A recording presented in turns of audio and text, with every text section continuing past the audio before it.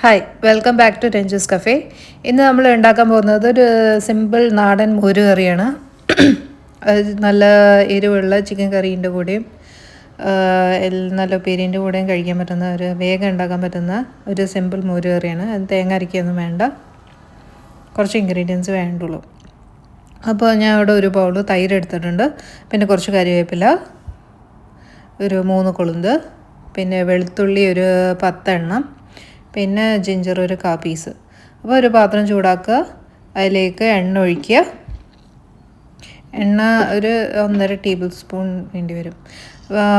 പിന്നെ എണ്ണ ചൂടായി വരുമ്പം ഉലുവ ഇടും. ഉലുവ പൊട്ടിക്കഴിഞ്ഞാൽ കടുക് ഇടും. കടുക് പൊട്ടിക്കഴിഞ്ഞാൽ നമ്മൾ ജീരകം ഇടും. എന്നിട്ടൊന്ന് ഇതാക്കുക, സോട്ട് ചെയ്യുക. എന്നിട്ട് വറ്റൽമുളക് ഇടും, ഒരു 3-4 എണ്ണം.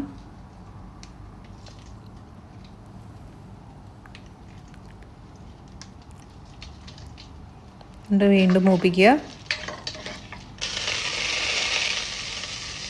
അത് മൂത്ത് വരുമ്പോൾ കറി ലീവ്സ് ഇടും, വീണ്ടും മൂപ്പിക്കുക. പിന്നെ ഇഞ്ചി ഒരു കഷ്ണം മുറിച്ചിടുക, പിന്നെ വെളുത്തുള്ളി ഇടുക. എന്നിട്ട് അത് നല്ല ബ്രൗൺ ആകുന്ന വരെ സോട്ട് ചെയ്യുക.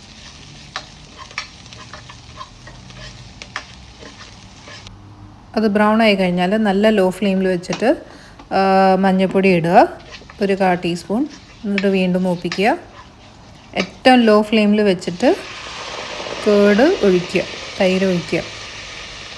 എന്നിട്ട് നന്നായിട്ട് ഇളക്കി കൊടുക്കുക.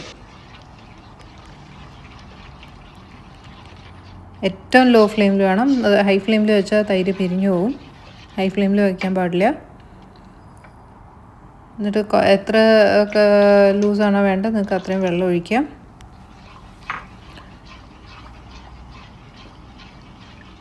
കട്ടയടച്ച തൈരാണ് ഉപയോഗിക്കേണ്ടത്. പിന്നെ ആവശ്യത്തിനുള്ള ഉപ്പ് ചേർക്കുക. ഇത് ഒരു തിള വരുന്നവരെ അത് ചൂടാക്കുക, വീണ്ടും ഇളക്കിക്കൊണ്ടിരിക്കുക. എന്നിട്ട് ഫ്ലെയിം സ്വിച്ച് ഓഫ് ചെയ്യുക. ഇത്രേ ഉള്ളൂ.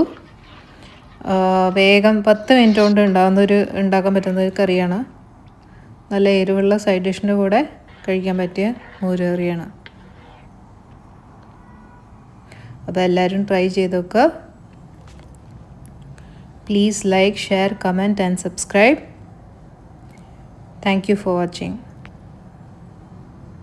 അപ്പോൾ വീണ്ടും വേറെ നല്ല റെസിപ്പി ആയിട്ട് ഞാൻ വരുന്നതായിരിക്കും.